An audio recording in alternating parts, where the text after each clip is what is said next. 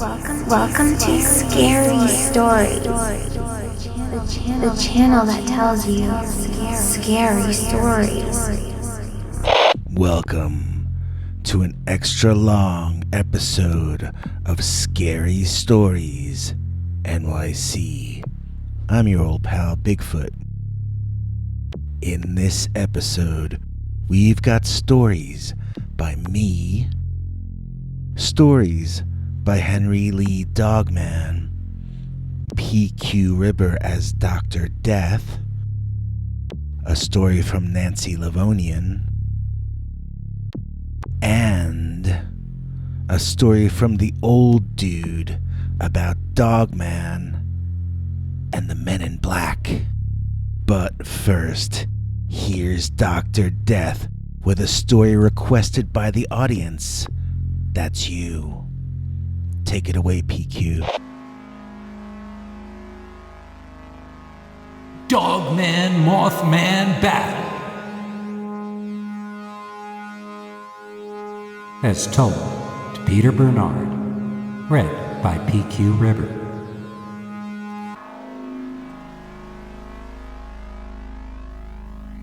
So this story took place in 1969 when I was 7 years old. This was before my sister was born, and it was just me, my father, and my mother. Back then, in spring and summer, we would drive out to the country in Pennsylvania, park the car along the road, then make a small camp a bit further into the fields out there. It would be a different place each time, just somewhere random where nobody seemed to be around to disturb us. We would never go out of sight of the car, and sometimes you could still smell the fumes from the highway if there was traffic. This was our family's idea of roughing it. But maybe we should have stuck with that, because the one time we ventured further into nature, we encountered two huge mystery predators and probably could have lost our lives. Okay, 1969 is remembered as the hippie era, tie-dyed jeans and rock music and so forth. Our family was technically more like 1962. Mom and Dad looked like they stepped out of an episode of The Twilight Zone, and I suppose so did I. We were squares. So my mom made each day like a picnic, and it was very pleasant and very Ward and June Cleaver, with me starring as the Beeve. One day, Dad, and I decided we wanted to take a walk into the forest in the late morning and get back in time for Mom's lunch. I remember the trees looked nearby, but once we started walking toward them, they sure seemed much farther away than I had thought. I think maybe if you grow up in the city, sometimes distances can seem different if you're suddenly in the country with no man-made landmarks to judge by. Or maybe that place just had something weird about it. So we walked and walked and walked for long enough that my 7-year-old mind thought it was boring and was reconsidering its original decision until...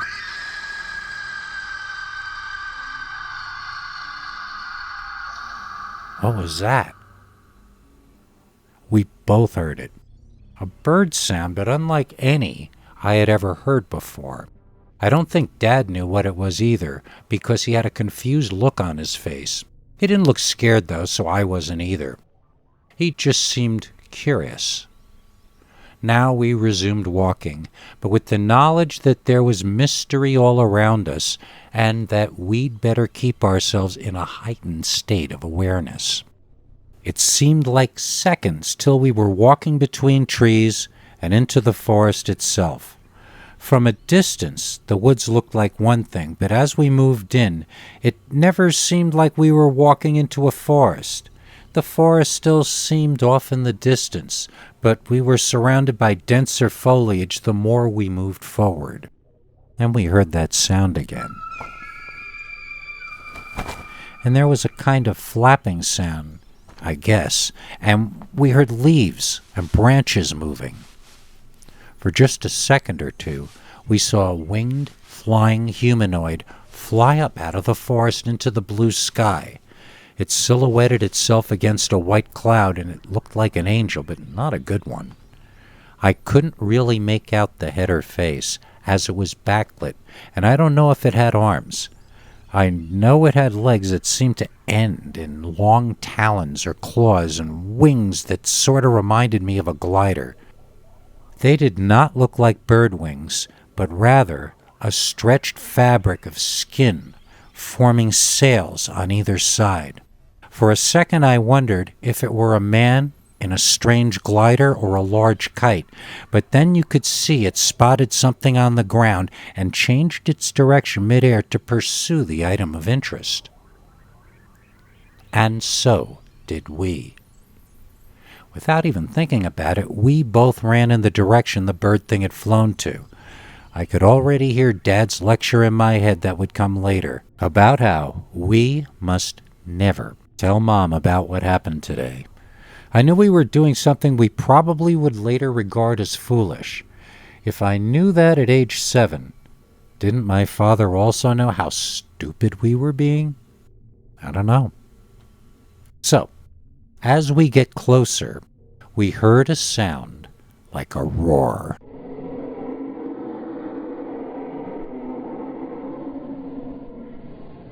It sounded like a threat and felt like an attack.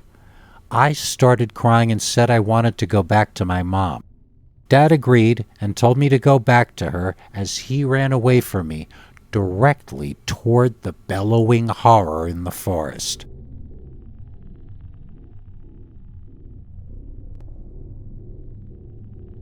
I screamed and cried for him not to leave me there, then realized I'd better get back to my mother as fast as I could. I fell a few times on the way back. It was hard to see when I was crying, and I got very angry at myself for shaking all over. Felt like I was acting like a baby and was disappointed that I hadn't been brave like the kids you see in movies and comic books. If Batman and Robin heard a roar in the forest, would Robin start to cry and run back to his mommy? Yet, that's what I was doing. I realized I was not a hero for the first time in my young life, and I felt deeply ashamed and inadequate. When I got back to my mother, I was a complete mess for some time. She tried to get the story out of me about what had actually happened, and I tried to tell her, but it didn't make any sense. I was probably bawling pretty hard. By the time my father ran back excitedly, Mom was furious and agitated. They got into a shouting match as he told us he saw the giant bird have a blood battle with a hairy giant man who had a head like a shaggy horse with a dog-like mouth full of dagger-length fangs. Dad and I both packed up, or really Dad did, and wow, was Mom angry about her picnic being ruined. She felt it was just a bear and that he was scaring me and her both and that he needed to see a psychiatrist and all this sort of thing. They were arguing in an adult way. I would only pick up parts that I understood from their previous arguments. I just wanted to understand more about this dog-headed horse-face man that my father saw and what the battle was about. Who won? What did winning actually mean in a case like that?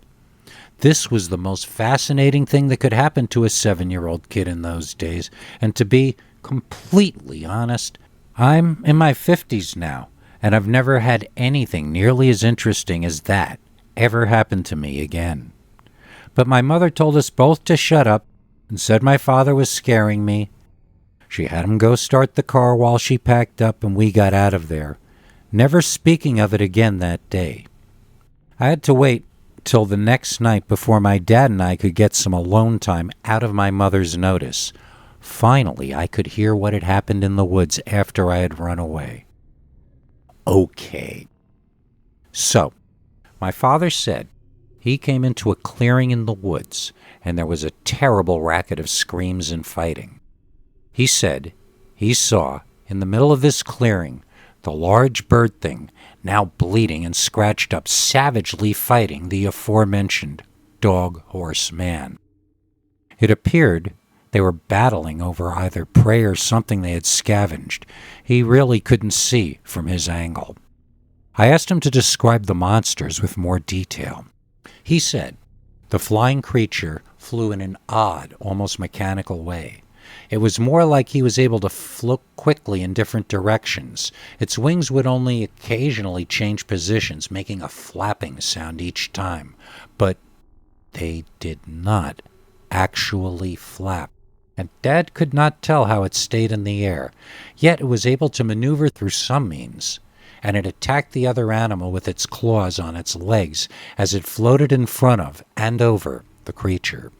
The land-based animal seemed kind of like a wolf man, but its head and neck reminded him of a horse somehow. It had the effect of a mane, like a horse on top of its head, but it was shaggier than a horse, more like a canine in that sense. It had arms and legs like a man, though from what my father was able to see from his angle, he said the creature fought using its front claws and by biting, snapping at the bird monster like a shark trying to take a bite out of you. Although both animals seemed completely unearthly and unnatural, they were injuring each other with their attacks and both bleeding and a bit hobbled from the effort. Then, my father said, as the bat-bird man tried to fly over the horse-faced dog man, the werewolf creature grabbed the other by its legs and swung it in an arc straight into a large tree. The flying creature went limp, and the dog man held it over its head like a rag doll, then screamed in triumph.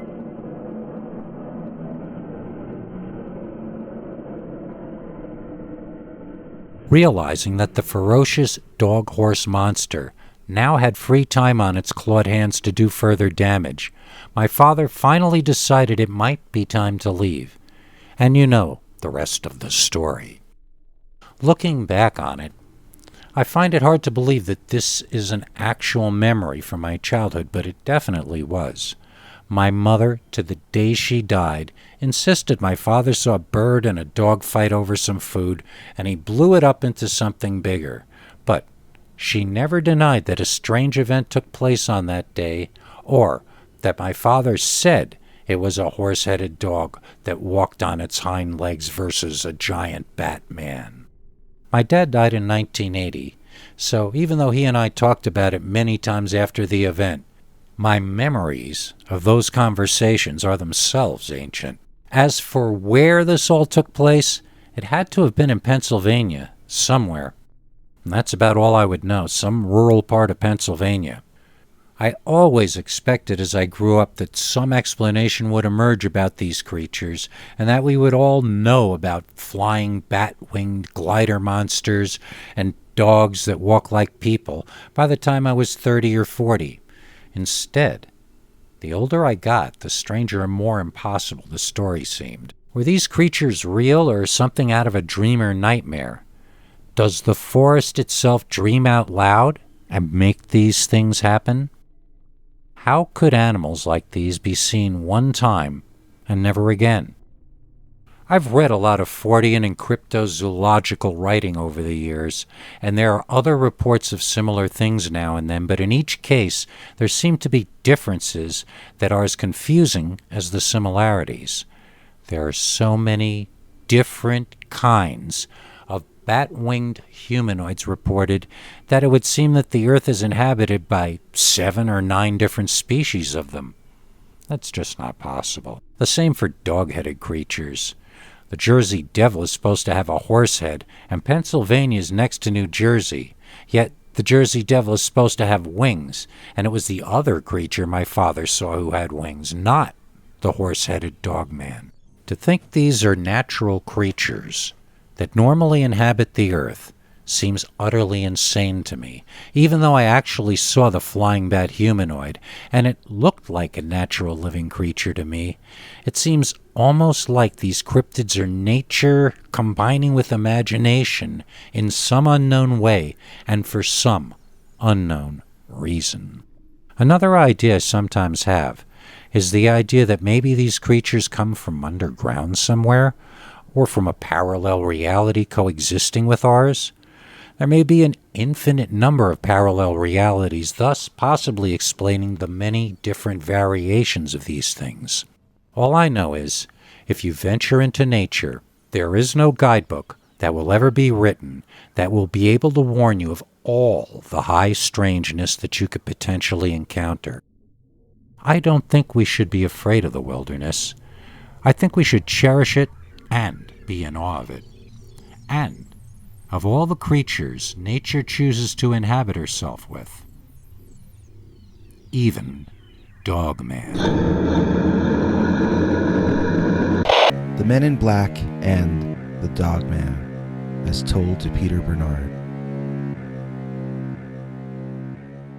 This story happened a long time ago. I was afraid to tell anyone before, but I'm at the end of my days now, so if they want to kill me, they'd only be saving my family some money for my medical care. This is the true story of how I saw what you now call Dogman, and how I was then pursued, harassed, and bullied by the Men in Black. The Men in Black and Dogman both took my life and tore it apart in front of my face. They robbed me of my chance for a happy and full life, and they left me with nothing but fear, rage, and paranoia.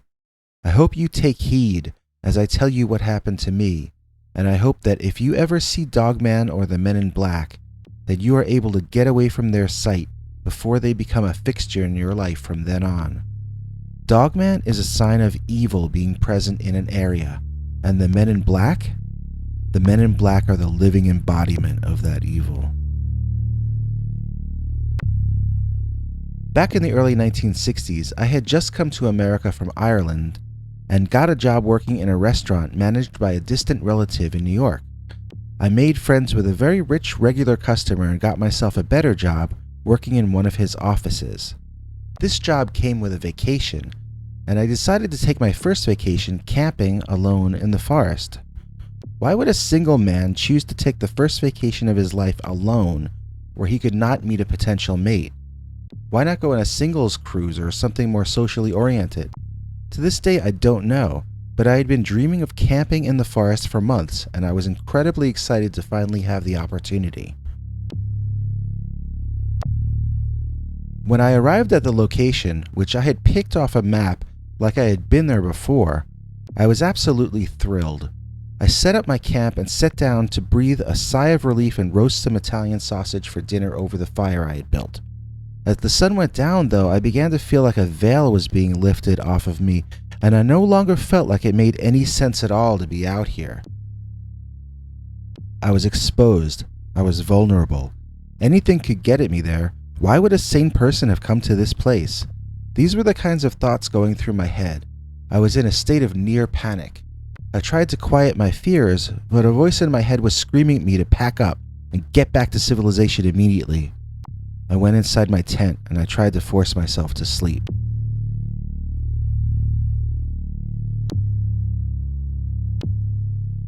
I think I had actually slept a little because I remember waking up to a light so bright that I could see it just as brightly when I closed my eyes. It filled my tent, seeming to come from above me somewhere. I was absolutely terrified and I just sat there frozen. And then, just as quickly as it had come on, the light turned off.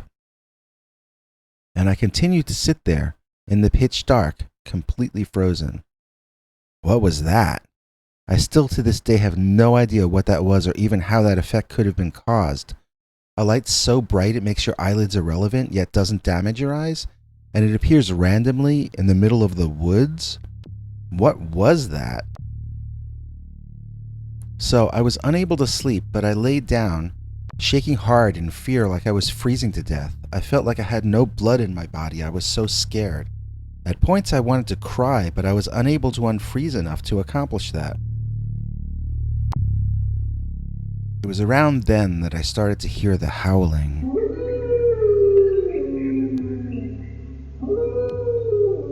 It sounded like a dog, or maybe a few dogs. Maybe there were wolves or coyotes or something, but they sounded as though they were within the canine family.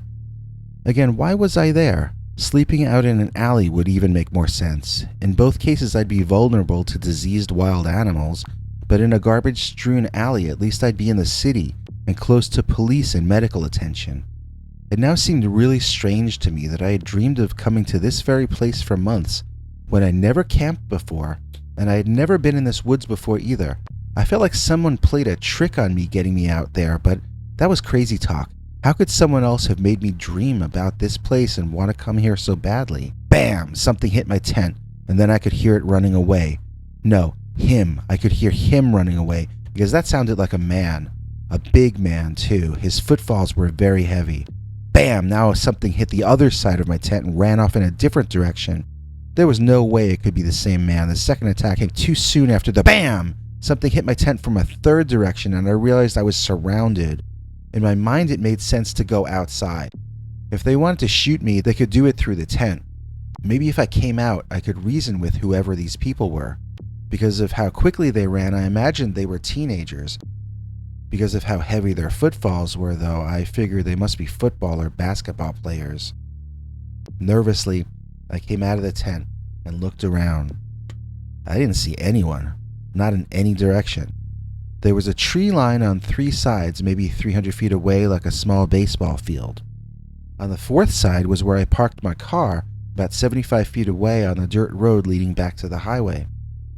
I heard a branch break and quickly turned my head to see someone moving in the trees off in the distance. I now heard sounds in multiple directions and caught glimpses of people who all seemed to be wearing the same dark clothing. Then, the most incredible thing happened. One of the people ran out of the forest at me.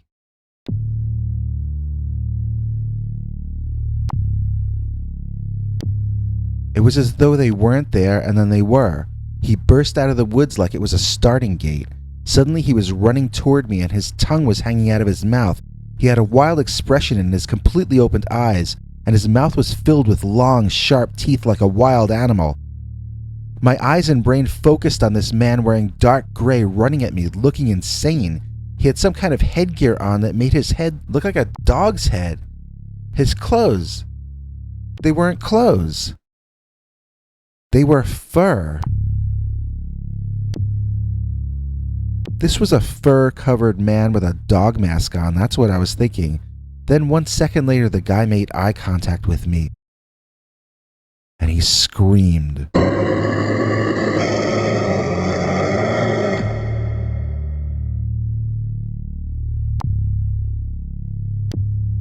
I fell backwards, so forceful was his scream, almost like a physical punch.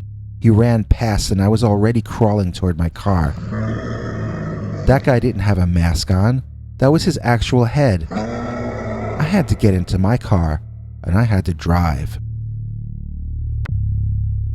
Don't look behind you. Don't look behind you. Don't look behind you. Do not look behind you. I kept repeating to myself as I ran to my vehicle. When I reached the door, though, I looked behind me.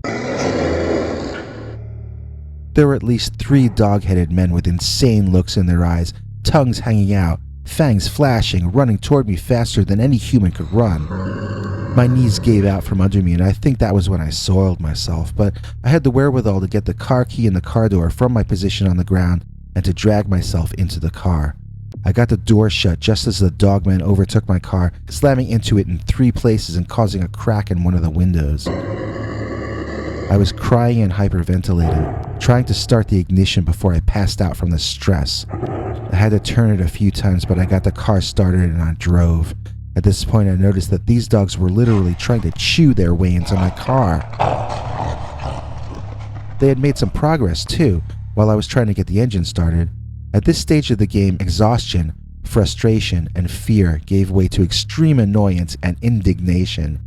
I screamed, floored the car, started swerving back and forth, trying to cause the hairy men to slip off or slam into trees next to the dirt road.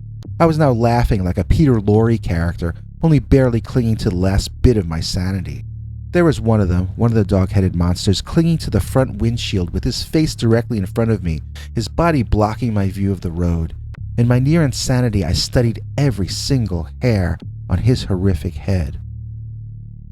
It did not have yellow eyes as I've been reading about in Dogman accounts online lately. It had dog eyes, but wide-eyed, angry or terrified-looking dog eyes. It made expressions I've never seen on any canine, seeming to glare at me 1 second, then grin whenever it detected fear in my face. It gloated, it smirked, it bared its teeth to great effect. Then it would seem to smile and almost laugh, followed a second later by smashing its head into the windshield, trying to get through and bite my face right off my skull. I could see and sense that this was his goal. Bam! One of its fists slammed hard into the windshield, awakening me to the fact that he did indeed have hands. What I mean by that is, his paws were not paws. They had claws that I think were retractable like a dog, but the claws were at the ends of fingers on a furry hand.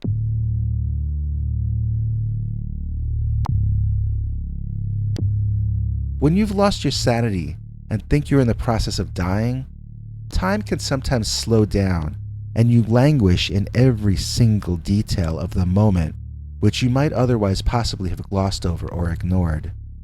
This thing in front of me had massive shoulders, like a circus strongman, but without any body fat at all. I've never seen such a magnificent creature, but its behavior was that of something crazed or possibly diseased. It seemed driven into a frenzy. It seemed driven more by hate than hunger. It wanted to kill me, but why? For sport? There was no joy in its eyes. It was deriving no enjoyment from this. Why would this thing hate me enough on first sight to want to kill me, and in such a savage manner? And why would at least 3 of his brethren have joined him? To my left, the driver's side window cracked loudly, a white lightning bolt type shape appearing from its top and extending down past the bottom of where I could see. Outside the window, a different dog-headed man grinned in a sick way at me and started headbutting the glass.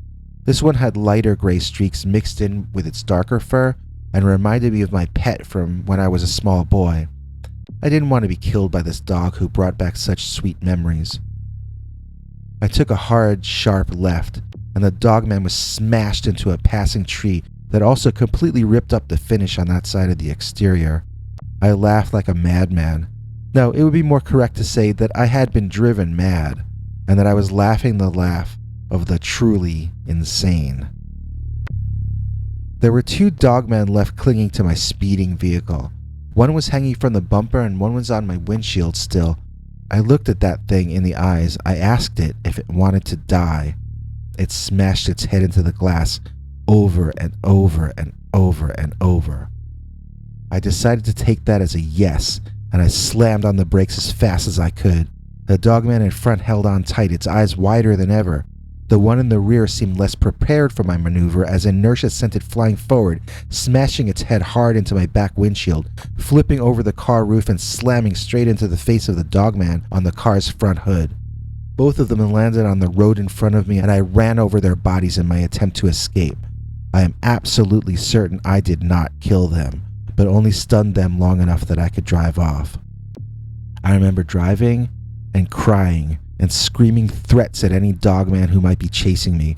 I expected to get hit from more angles, and I kept swerving the car around, overly paranoid at where the next hit might come from. When I reached the turnoff onto the highway, my heart jumped when I saw the silhouette of 2 humanoid figures there, blocking my entrance to the road, blocking my escape from Dogman Forest. I'm a bit ashamed to say that at first I hit the gas pedal, looking to slam through those 2 figures and get out of there. As I got closer, though, I could see they were not more dogmen, but 2 guys in suits. Black suits. They look like cops or feds, and I slowed down the car, stopping in front of them and rolling down my window. They started off with an accusatory tone, asking me if I knew this was federally protected wildlife area. I said no. They asked me why I was deliberately disturbing the flora and fauna and made me produce ID. I was taken with them to their car blindfolded to a location somewhere I don't know where. They held me for what must have been a few days, in rooms with no windows. I soon lost track of time, and they eventually broke me, getting me to tell them what had happened with the dogman. After that, they started playing recordings in my room, repeating over and over again that I saw nothing. I don't think these men were from our government, at least not any part of it paid for by taxes. They told me they knew I was a foreign spy. I told them I wasn't. They said if I talked about what I hadn't seen, then they would let the authorities know that I was a foreign spy and then I would be deported. I told them I never saw anything and they let me go. You would think that would be the end of the story, but about 6 years later, in 1968, I would see these exact same men in black again. It was the very same men who I had seen in 1962, and they wore the same clothes and did not seem to have aged. It was the night I had proposed to my girlfriend that we get married, and she had accepted. On the way driving home back to my place, I saw the two men again, standing out in front of my home. They told me to let them into my home, and I did. They then beat me unmercifully, and when they were done, they said that was what would happen to my wife if I ever talked about what I had seen.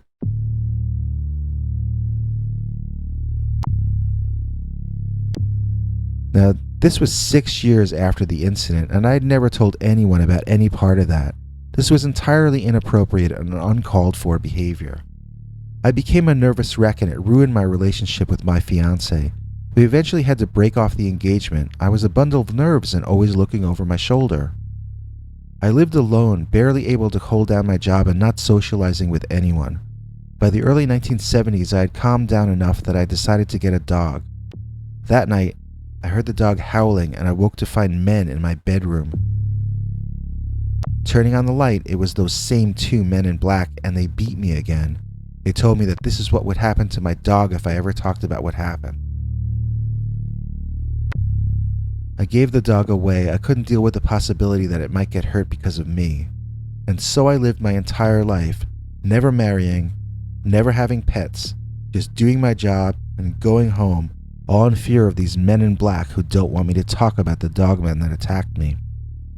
By the time I was in my mid-50s, I was unfit for any kind of work, and a relative out in New Jersey took me in. I helped her with things around the house, but I knew I didn't really earn my keep. It doesn't matter anymore now. The doctors say the end of my story is coming up any time.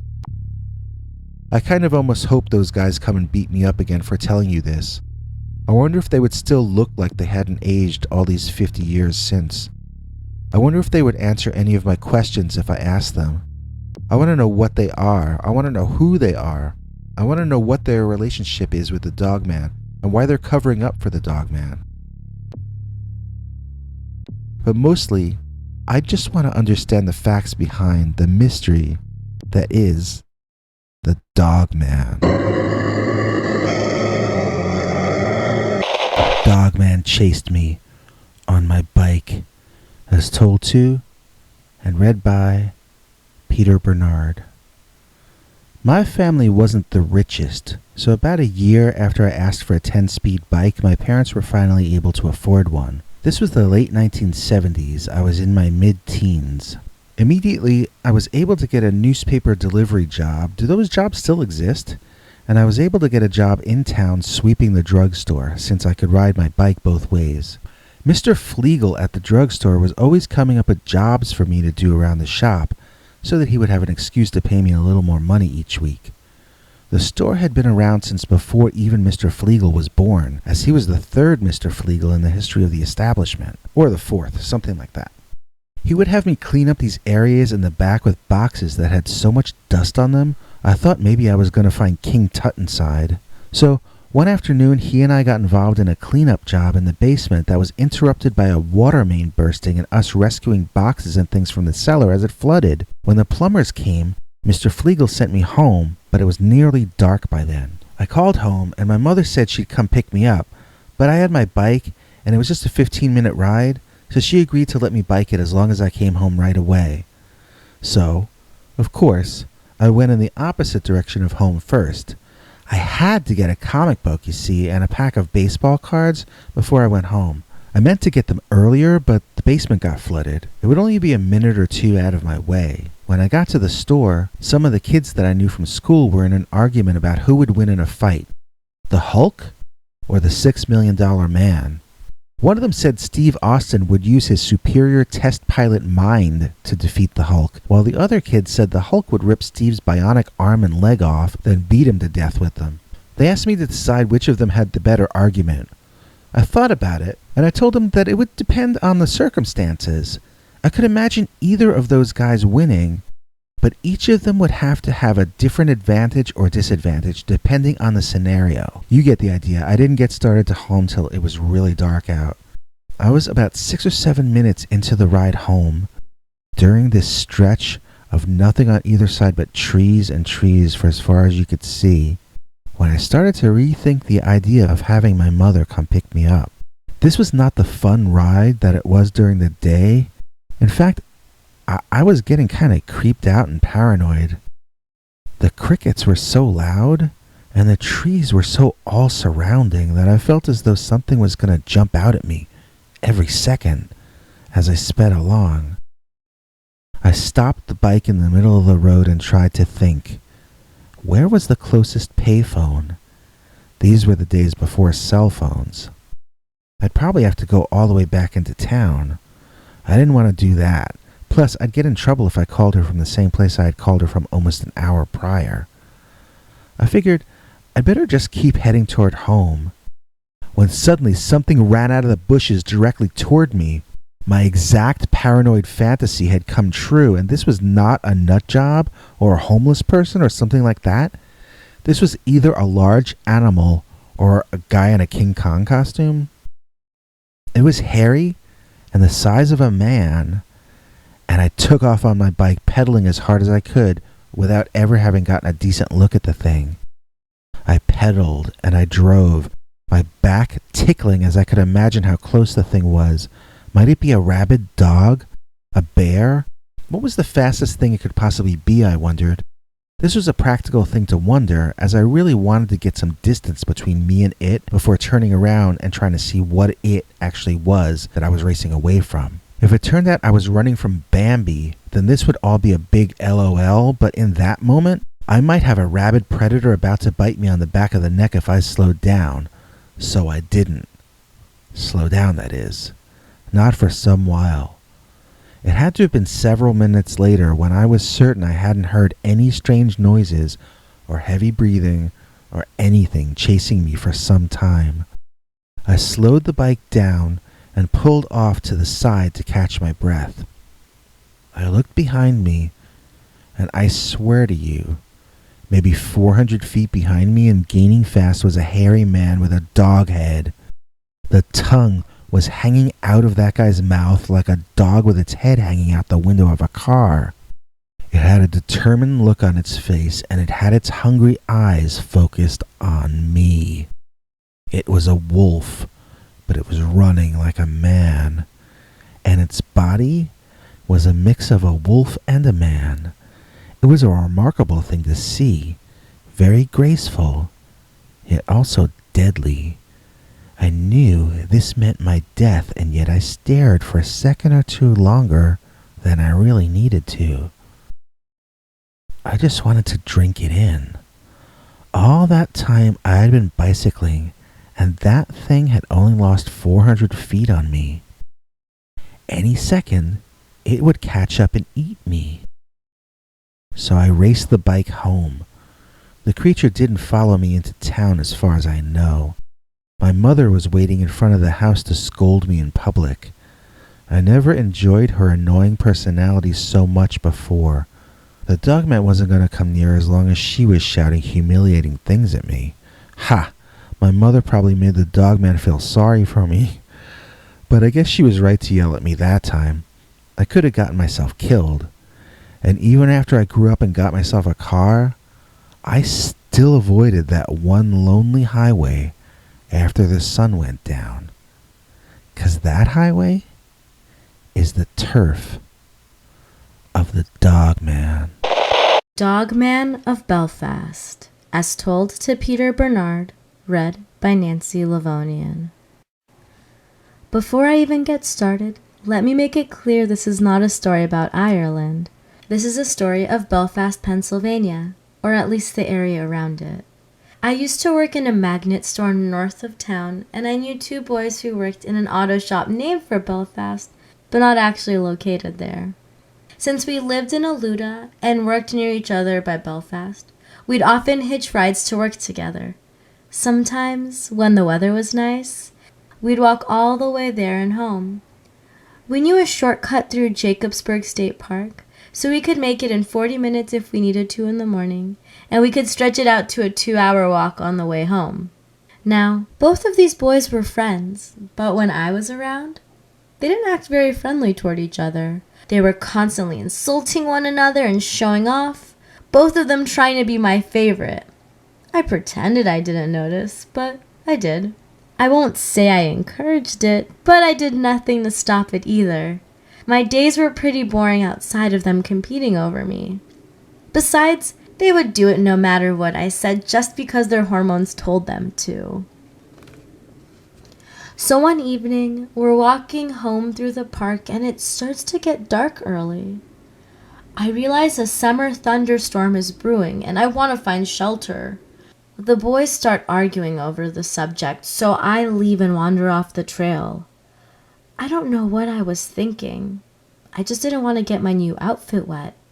Amazingly, I found this cave entrance that was like 7 feet tall and made for perfect protection from the coming rain. I called the boys over and they argued about which one of them would have found the cave first if I hadn't.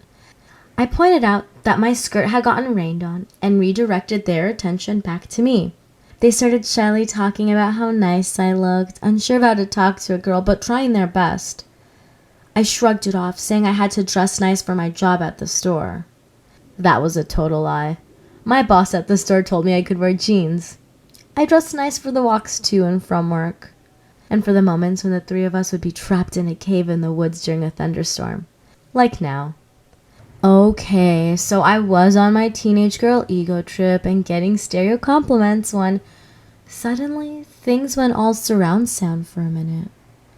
We heard this sound. It was an animal sound or a human sound, and the only word I can think of to describe it is a roar.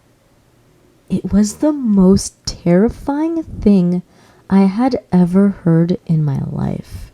All conversation stopped and we scanned the forest, wide-eyed, trying to understand what was happening. Then, something burst out of a patch of trees to our right and came to a thundering halt, facing away from us. We could see it from behind, but I don't think it had seen us. It was as large as a bear and as muscular too, but somehow leaner and faster as well. It had a tail, long and shaggy like a dog. It stood on its hind legs and it had a butt like a man. It had broad shoulders like a man as well, and arms so thick I don't know if I could wrap my arms around them. He was breathing heavily, catching his breath from exerting himself. He was about to turn around. He was about to see us. Both boys ran. I'll say that again. Both boys ran. As in, ran away to mommy, leaving me alone to fend for myself against King Kong over here. I figured maybe I could go hide in the cave. After all, a scary monster would never go inside a scary cave, would he? Of course he would. The deeper I ran in the cave, the louder I could hear the monster getting closer from behind me. Now, the cave split into 3 passageways, 2 where I'd have to bend down to get through, and 1 where I could stand and run. Logically, I should have taken one of the smaller passages so the hairy man couldn't follow me. I was panicking though, and as I had made clear before, I was trying not to ruin my outfit, especially my new shoes. So I ran into this tunnel and straight into a wall I didn't see, and some rocks fell from the ceiling, and the short version is that my ankle is banged up and my foot is caught under a heavy rock. It's not the worst pain I've ever felt, but it's not pleasant, and I can hear the thing from the hair factory approaching. I kept almost lifting the rock enough to get my foot out, and then each time it would slip and I'd hurt myself all over again. This was not going well, and as the sounds of the monster grew even closer, I began to see everything that had ever happened to me playing out in my mind. I felt bad about a lot of the things I had done. I remembered every regret I'd ever had. I wondered if heaven was real, or hell, or reincarnation. I wondered how bad it was going to hurt when the monster found me here.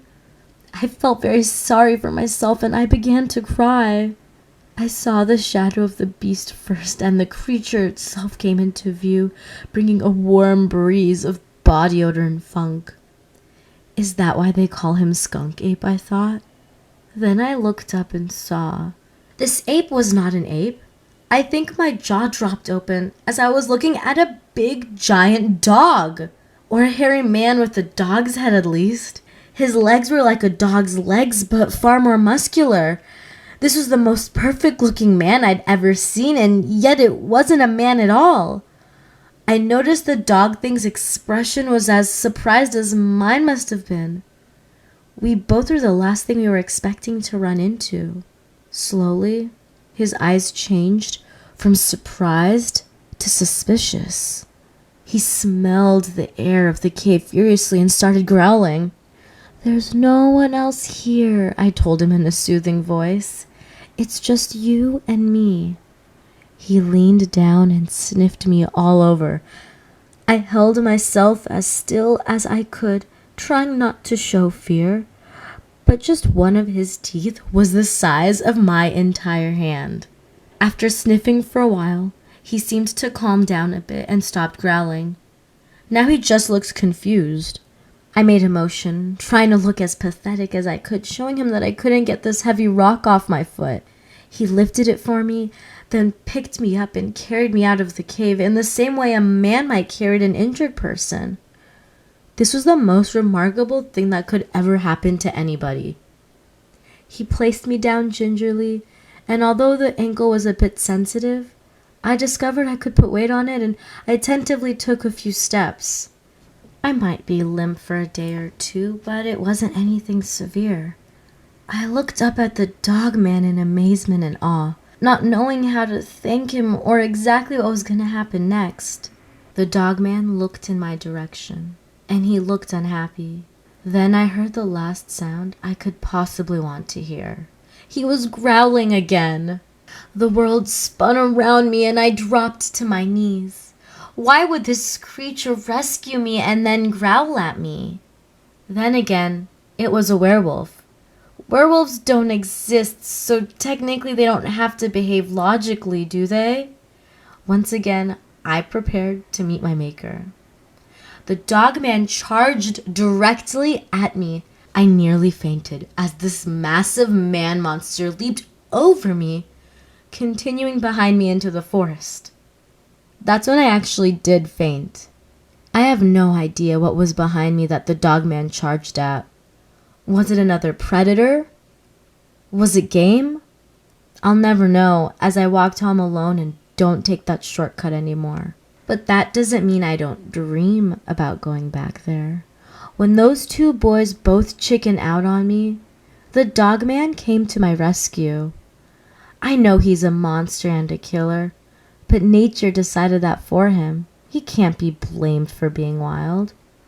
That was the day I learned to tell the difference between the boys and the dog man. Dog-headed swamp monster, as told to and read by Peter Bernard. I grew up near Fouke, Arkansas, home of the famous Boggy Creek monster. We grew up both scared of Bigfoot and weirdly proud of him, since he attracted tourists to the area and they spent money. But hardly anyone around here actually sees a Bigfoot.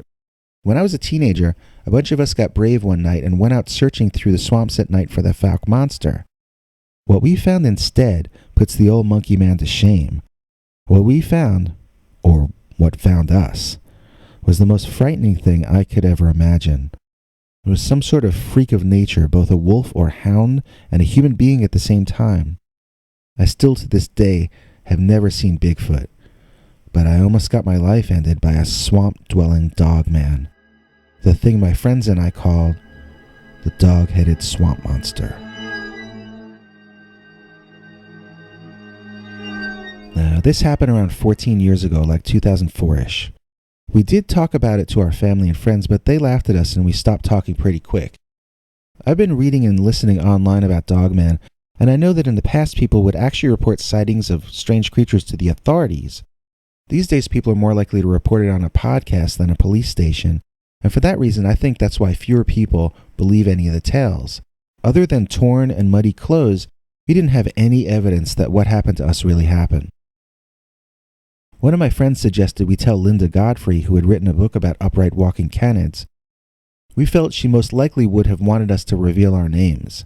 If we did that, our families would wring our necks. So for these reasons, hardly anyone has heard the story I'm about to tell you.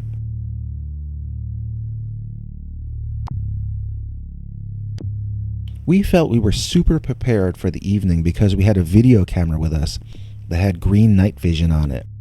We were so certain we were going to return from Boggy Creek with actual footage of the Falk monster that we were celebrating on the way there. By the time we climbed on my buddy's raft and started poling our way deeper into the swamp, we were in full-on party mode. We were having a hard time not falling off the raft even before seeing anything scary.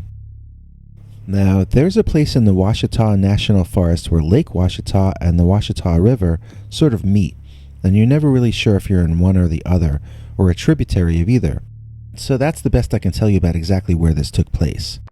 I was not on the deciding committee, I was just sort of one of the guys along for the ride because I had a video camera. The main mastermind behind this genius excursion told us we had to be quiet from now on or we'd scare the creature off before we even got close to it. So we turned off anything making sound and turned off all the lights and tried to be as quiet as possible, hoping to catch the Boggy Creek monster by surprise. The swamp was really loud, with crickets, frogs, owls, and anything else that lived by night all at full blast. I found this frightening, but I should have found it soothing. Why? Because if the smaller animals are being noisy, it means they don't sense any predators in the area. We all learned that lesson shortly when that exact thing happened. It got really quiet. Spooky quiet. We couldn't hear anything but the water lapping at the sides of the raft and our own breathing. So quiet, someone said, and someone else immediately shushed them. It took hours for the next few seconds to go by, all of us becoming unnaturally frightened. Another thing is, it started to smell really bad, like garbage or something. "Let's go," I whispered. I was shushed, but at the same time someone else agreed with me and grabbed a pole to start pushing us back where we came. "Just be quiet," said our self-declared leader. "We've come so close. Get your camera ready and start shooting at everything that happens until you run out of space." So we all stood there. After a few minutes, fearless leader and another guy grabbed poles and prepared themselves to push us deeper, further into the depths of the swamp. That's when we all heard a growling coming from somewhere in front of us and slightly to the right.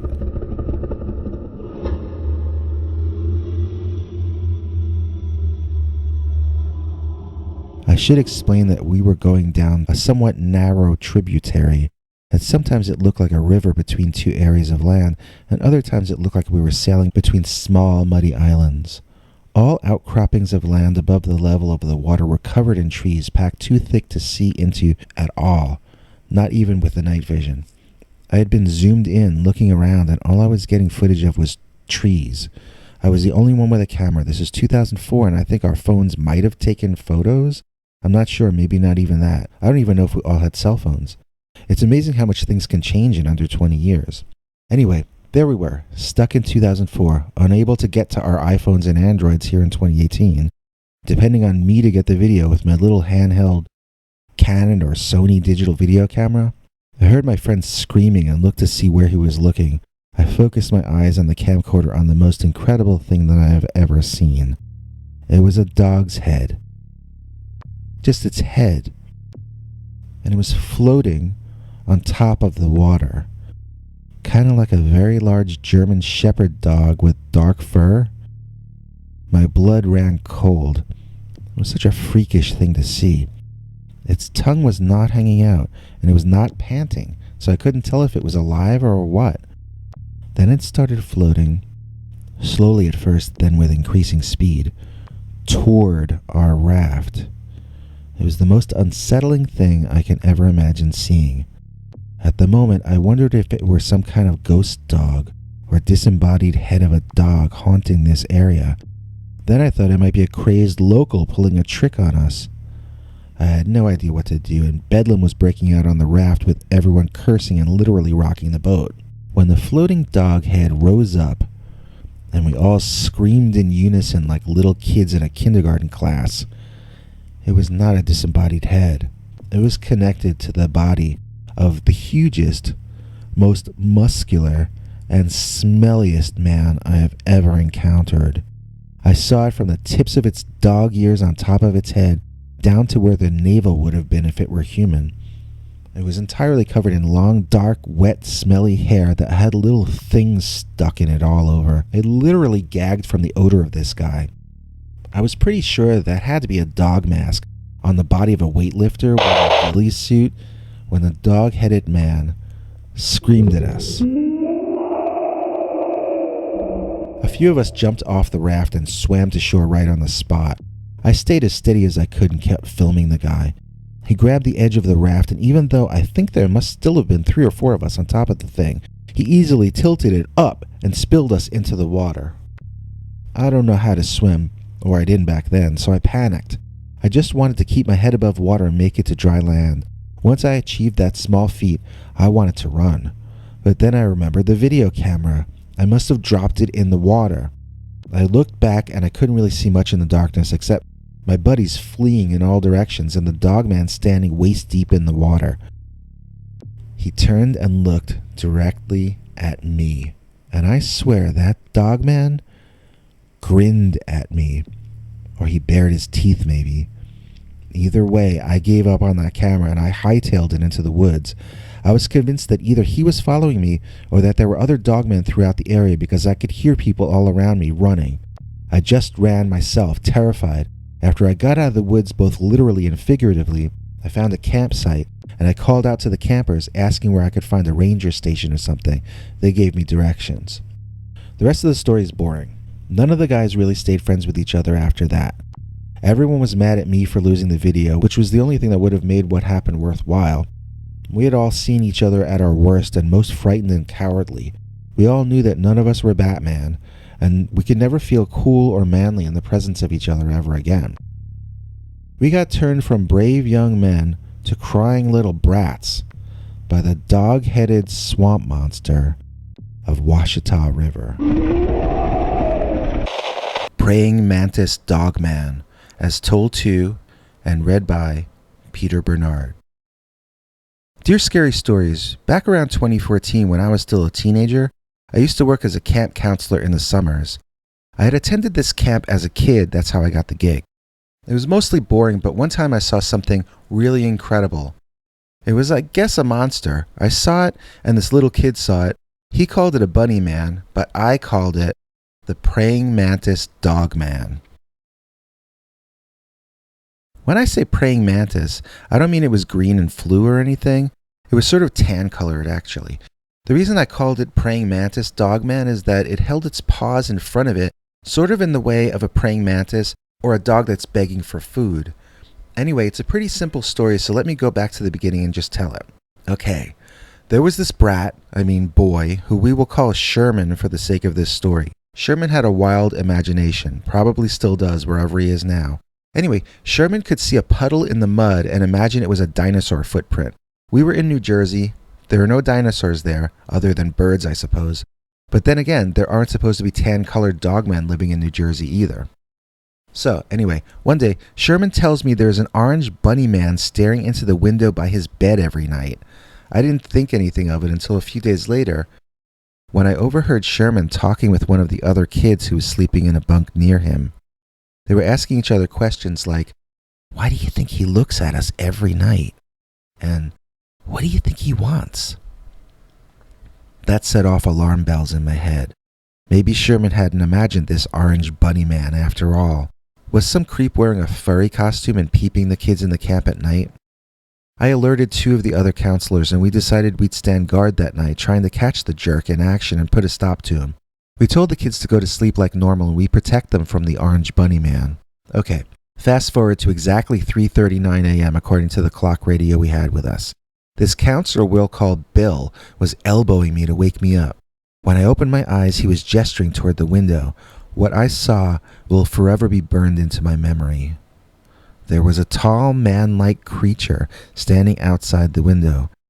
It had to be 7 feet tall, judging by how high he came to the top of the window frame.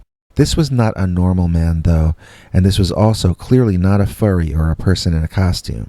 If this was a human, he was quite deformed. I'll try to describe this thing as well as I can. It had what looked like tan-colored fur all over its body, as far as I could see, judging in the dim light. Maybe it really did look orange in the daylight. The eyes were not human at all. They reminded me of deer eyes, almost entirely dark. The man, or whatever, held his arms directly in front of himself, with his forearms facing toward the window and his wrists hanging limply. It looked like he was begging for scraps. The thing did not have normal human ears, but instead had long, tall ears on top of its head. That would explain why Sherman thought it was a giant rabbit man. Actually, I can't say that I know enough to say that it wasn't. It could just as easily have been some overgrown, prehistoric rodent monster as a dogman for all I know. This creature is not going to be in your zoology books, and I'm no expert, so I'm not going to be able to do anything but describe what I saw. The creature did not look ferocious or vicious, it just stared forward blankly. I couldn't really tell what it was looking at, but it didn't seem to be bothered that we were there. "What is it looking at?" I whispered to one of the other counselors, and he said he didn't know. And then Bill pointed out the outside light behind the monster and said, "He's backlit." We had no idea what that meant, or what he was driving at, so Bill explained, "He's probably staring at his own reflection." That sort of blew our minds. This wasn't a stalker or a creep or perv at all. It was some kind of very strange creature who came by every night to stare at the face of another of his own kind. Was this creature separated from his family or tribe or herd or whatever his kind had? Was he thinking he was looking into the eyes of someone from his family? This thing looked like it could tear me apart without much effort, but suddenly I felt great empathy for it. We all stayed and watched it stare at itself for a while. Then I swear we saw it hop away. Not walk away, not run away. The thing continued to hold its hands in front of it like it was begging or praying, and it hopped into the forest behind the building and was gone. One of us was freaking out and wanted to alert the people in charge that there was some kind of hopping dog-headed ape man in the area, but Bill and I just put a thick black curtain over that window and said the problem is dealt with. The creature would be able to see its reflection better with the dark curtain there, and it wouldn't be disturbing the sleep of the kids. We had to argue with the other counselor for a while to get him not to report what happened, but eventually he agreed. The next day, the main guy running the camp called me and Bill into his office. That third guy had squealed on us. But the main boss dude just thought he was crazy. He told us that the counselor was claiming there was a hopping werewolf in camp, and he wanted to know if we could tell how crazy this guy was. Might he get dangerous around the kids? We weren't in trouble at all, the other guy was. He fumed at us for the rest of the time there, but he should have thanked us because the only reason he didn't get sent home was because we told the boss he was only mildly insane. And that is the true tale of the time I saw a hopping praying mantis dogman. Do you have a scary story you want us to read on the show? Just call our voicemail hotline, 804-LIST-SCARY. That's 804-537-2279. And now for something completely scary. Get your Bigfoot for President t-shirts, mugs, buttons. Get them now. CafePress.com/Bigfoot for President.